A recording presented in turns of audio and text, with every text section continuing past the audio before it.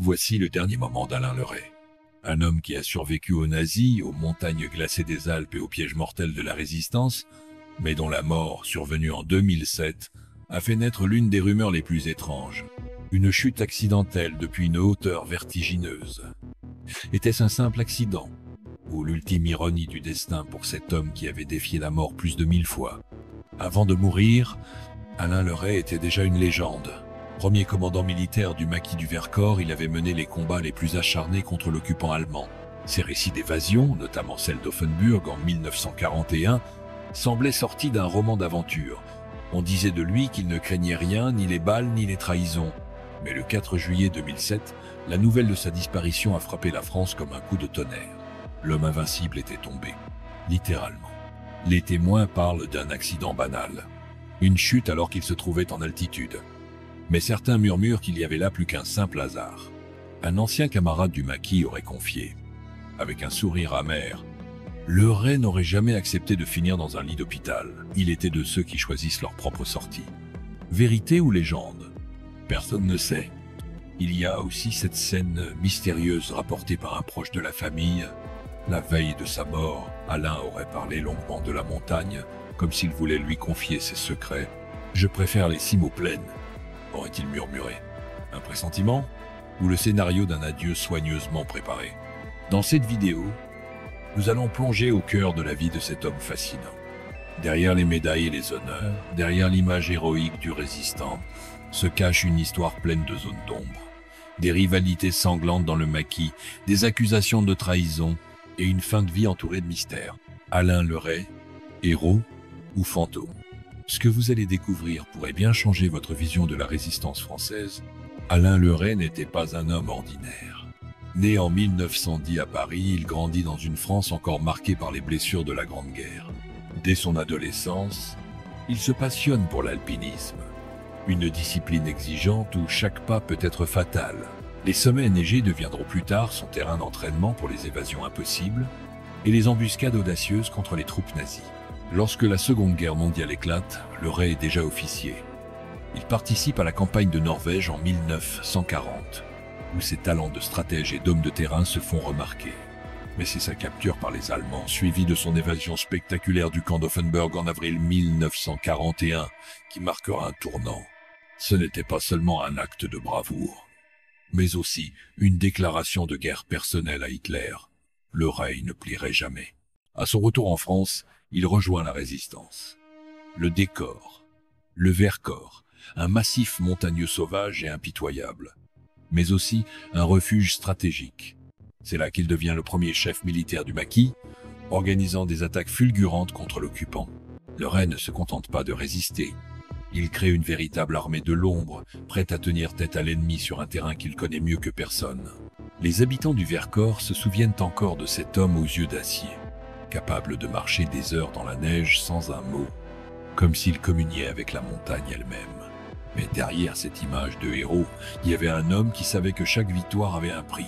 Des tensions éclatent entre les chefs de la résistance. Des divergences sur les stratégies et les alliances avec Londres ou Alger nourrissent des rumeurs de trahison. Certains ont accusé Leray d'être trop prudent, d'autres de prendre des risques insensés. Les archives montrent des messages contradictoires. Était-il un stratège visionnaire ou un homme prêt à sacrifier des vies pour une cause? Le thème principal qui se dégage de son histoire, c'est ce paradoxe. Un survivant invincible confronté à sa propre mortalité. La montagne, qui avait été son allié, deviendra le théâtre de sa disparition. Les journaux de 2007 évoquent un accident banal, mais pour ceux qui connaissent la légende de Leray, cette fin ressemble à un chapitre inachevé. Comme si l'homme avait voulu une dernière fois défier la gravité, la vie et la mort. Le cadre historique dans lequel évolue Leray est essentiel pour comprendre son mythe. La résistance n'était pas une épopée linéaire. Elle était faite de sacrifices, de divisions, de secrets bien gardés. Les survivants ont rarement tout raconté. Et Leray, jusqu'à son dernier souffle, est resté discret sur certains épisodes. On raconte qu'il gardait dans un vieux carnet les noms de ceux qu'il avait trahis ou soutenus. Ce carnet n'a jamais été retrouvé après sa mort. Coïncidence ou disparition volontaire? En retraçant son parcours, nous plongerons dans la mémoire collective de la France occupée, mais aussi dans les zones grises d'un héros qui, peut-être, ne s'est jamais totalement libéré de ses fantômes. Le parcours d'Alain Le Ray ressemble à un roman où chaque chapitre est marqué par la survie, la défiance et la lutte contre l'inévitable. Son ascension dans la résistance française fut aussi fulgurante que dangereuse, jalonnée de moments qui ont forgé sa légende, mais aussi d'ombres qui, longtemps, sont restées dans le silence des montagnes. L'histoire commence réellement lors de son évasion en avril 1941. Enfermé au camp d'Offenburg, dans le Bade-Wurtemberg, Le Ray n'est alors qu'un officier parmi tant d'autres. Mais il refuse d'attendre la fin de la guerre derrière des barbelés. Dans une nuit glaciale, avec pour seul allié son instinct d'alpiniste, il réussit à escalader les grilles et disparaît dans la forêt. Cette évasion audacieuse lui donne une réputation de fantôme. Un homme que rien ne peut arrêter. Cet épisode, largement relayé par la résistance, le propulse au rang de figure emblématique et attire l'attention des réseaux clandestins français. Il rejoint le Vercors, qui deviendra son royaume secret. Là, il forge une armée de maquisards, souvent jeunes et inexpérimentés, qu'il forme avec une discipline militaire stricte. Les coups de main contre les convois allemands se multiplient, mais la brutalité des représailles nazies jette un voile de terreur sur la région. Les massacres d'otages civils rappellent à Le Ray que chaque décision de sabotage se paie au prix fort. Certains de ses compagnons de route critiquent alors son autorité. Il voulait toujours un coup parfait, mais parfois on aurait préféré un chef moins distant, plus proche de nous, confiera un ancien maquisard bien des années plus tard. L'un des scandales les plus persistants concerne la période précédant l'attaque allemande sur le plateau du Vercors en juillet 1944. Des voix accusent Le Ray d'avoir été trop prudent, refusant d'engager le combat frontal contre des troupes allemandes supérieures en nombre. Une légende noire raconte même qu'il aurait volontairement quitté le Vercors avant l'assaut final pour éviter un bain de sang, laissant ses hommes se battre seuls. Les historiens contestent cette version, mais elle continue d'alimenter les rumeurs. Était-il un génie tactique ou un stratège froid, prêt à sacrifier son image pour sauver quelques vies? Après la guerre, Le Ray tente de vivre loin des projecteurs. Pourtant, il reste marqué par le poids de ses décisions. Il devient officier supérieur, reçoit la Légion d'honneur, mais garde une attitude de retrait. Certains proches racontent que dans ces dernières années, il se promenait seul dans les Alpes, comme pour retrouver un dialogue silencieux avec ces montagnes qu'il avait vues naître comme héros. La montagne ne ment jamais, elle vous prend ou elle vous donne la vie, aurait-il confié à un journaliste en 1985. Puis vient le moment inattendu. En 2007, à 97 ans, il n'a rien perdu de son goût pour l'altitude. Mais c'est cette passion qui, selon les versions officielles, provoque sa fin. Une chute accidentelle alors qu'il se trouvait en montagne. Un décès banal? Pas pour ceux qui connaissent la vie de Le Ray. L'idée que cet homme, qui avait survécu à des fusillades, à des traques et à des pièges mortels, puisse mourir d'une simple chute laisse perplexe. C'était comme si la montagne voulait reprendre ce qu'elle lui avait donné, confiera un de ses anciens compagnons d'armes. Cette mort brutale relance toutes les rumeurs. Certains avancent qu'il aurait voulu choisir lui-même la fin, fatigué de vivre dans l'ombre des souvenirs. D'autres affirment qu'il était trop fier pour se laisser mourir lentement. Quoi qu'il en soit, ce dernier chapitre, mystérieux et tragique, conclut une vie qui n'a jamais cessé de défier le destin. Il y a des histoires qui s'effacent avec le temps, mais celle d'Alain Le Ray s'assombrit au fur et à mesure qu'on gratte sous la surface des récits héroïques.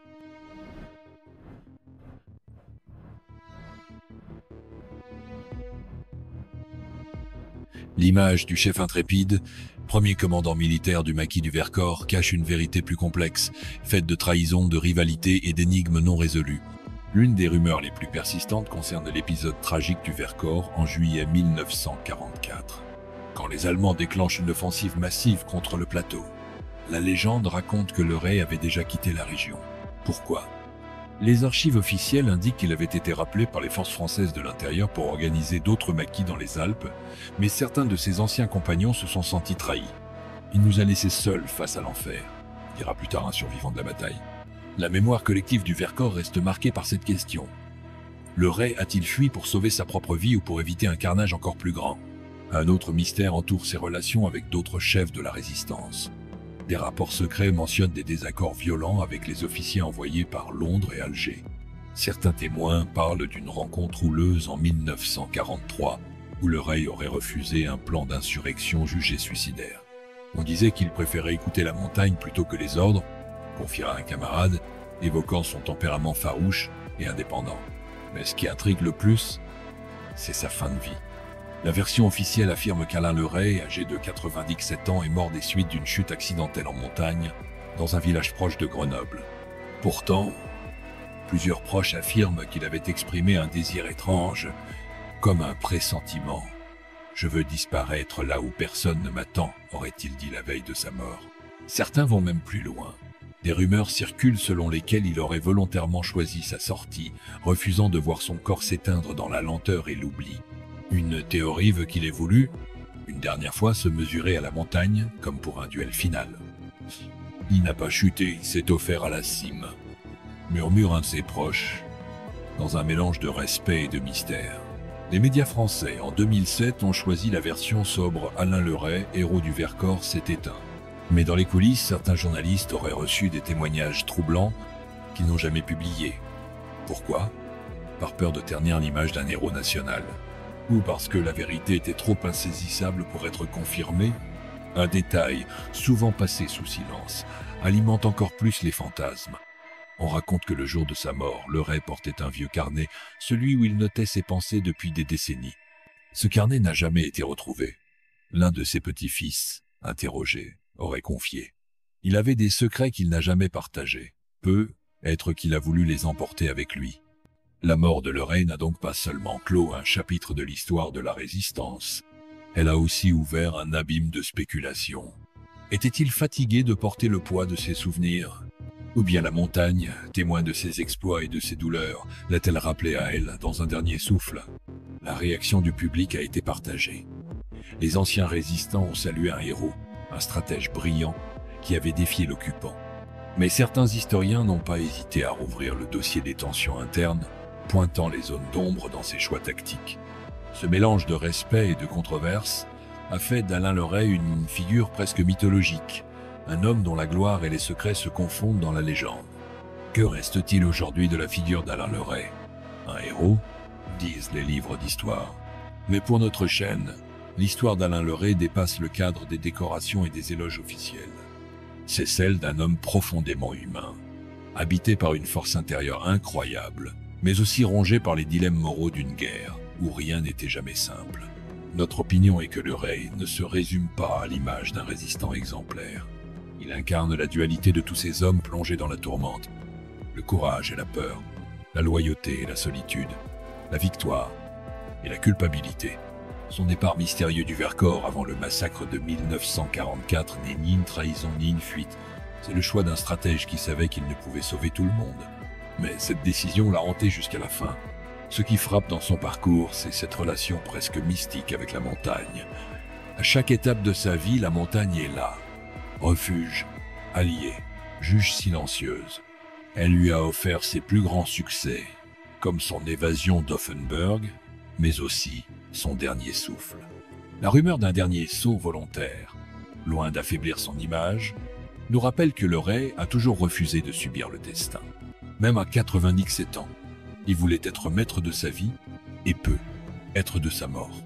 La chaîne voit en lui un personnage tragique et romanesque. Ses silences, ses carnets disparus, ses phrases énigmatiques la veille de sa mort, tout cela construit un récit plus grand que nature. C'est ce mélange de vérité historique et de légende qui continue d'alimenter les débats. Alain Leray n'était pas seulement un chef militaire, il était un symbole de la liberté arrachée, une incarnation de cette France qui, dans les pires heures, refuse de plier. Mais il est aussi une invitation à réfléchir. Qu'est-ce qu'un héros ? Est-ce celui qui triomphe ou celui qui continue d'avancer malgré les doutes ? En regardant la vie de Leray, nous voyons un homme qui a porté seul le poids des choix impossibles. Et dans cette solitude, il a construit une légende plus forte que toutes les batailles. Le public aujourd'hui semble partager entre admiration et fascination pour ce mystère. Certains veulent retenir l'image d'un vieux soldat tombé par hasard, d'autres préfèrent croire à la version plus poétique, celle d'un dernier adieu choisi, un geste de liberté ultime. Il y a des histoires qui ne s'éteignent jamais, même lorsque leur protagoniste quitte ce monde. Alain Leray fait partie de ces figures qui semblent plus vivantes après leur mort qu'elles ne l'étaient durant leurs dernières années. Sa vie, tout comme sa disparition, continue de vibrer dans la mémoire collective, comme un écho venu du sommet des montagnes, où il avait forgé sa légende. On se souvient de lui non pas pour un seul acte héroïque, mais pour l'ensemble de sa trajectoire. Cet officier téméraire qui, au cœur du chaos, avait choisi de ne jamais plier. Dans les forêts du Vercors, dans les couloirs glacés des camps de prisonniers, dans les vallées où la peur régnait, le Ré était toujours là. Et maintenant on imagine presque qu'il marche encore, silhouette solitaire se détachant dans la brume alpine, éternel gardien de ce qu'il a défendu. Il est impossible de ne pas ressentir une forme de nostalgie en repensant à cet homme. Pas seulement pour ses exploits militaires, mais pour son humanité. Car derrière le héros, il y avait un homme blessé par les choix impossibles, un homme qui portait en lui le poids des disparus et des silences. Ses carnets manquants, ses derniers mots sur la montagne, tout cela renforce l'idée que le Ré n'était pas seulement un stratège, il était un poète silencieux, un être qui comprenait que la liberté est un souffle fragile. Aujourd'hui, nous connaissons l'histoire de sa fin, ou du moins la version qui nous a été racontée. Mais peu être qu'Alain Le Ray n'est jamais vraiment mort. Peu être qu'il est devenu une part de cette montagne qu'il a tant façonnée. Une présence invisible que l'on devine dans le vent des cimes. Il y a des secrets qui ne seront jamais dévoilés, des vérités que seuls les disparus emportent avec eux. Mais maintenant, vous connaissez son histoire, celle qui mêle la lumière de la résistance aux ombres d'un dernier mystère. Alain Le Ray n'est pas qu'un nom gravé dans les livres, il est une légende vivante, un rappel que certains hommes ne meurent jamais vraiment.